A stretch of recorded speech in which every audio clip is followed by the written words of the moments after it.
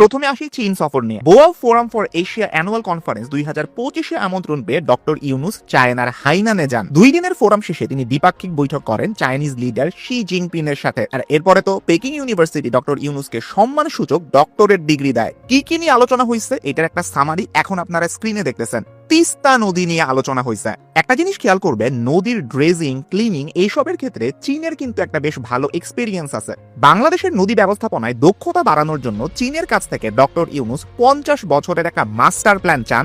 বিশেষ করে তিস্তা নদী এইখানে একটা বড় প্রায়োরিটি। এইটার ম্যানেজমেন্ট আর রেস্টোরেশন প্রজেক্টে চীনের কাছ থেকে সাহায্য চান। তিস্তা নদী কেন বাংলাদেশের জন্য এতটা গুরুত্বপূর্ণ এটা আপনারা প্রেস সচিবের এই ইন্টারভিউ থেকে বুঝতে পারবেন। আমরা চাই যে বাংলাদেশে যে ওয়াটারটা আসে সে ওয়াটারটা ম্যানেজ করতে, বা এই ওয়াটারটা দেখবেন যে এটা বিগ সোর্স অফ পভার্টি।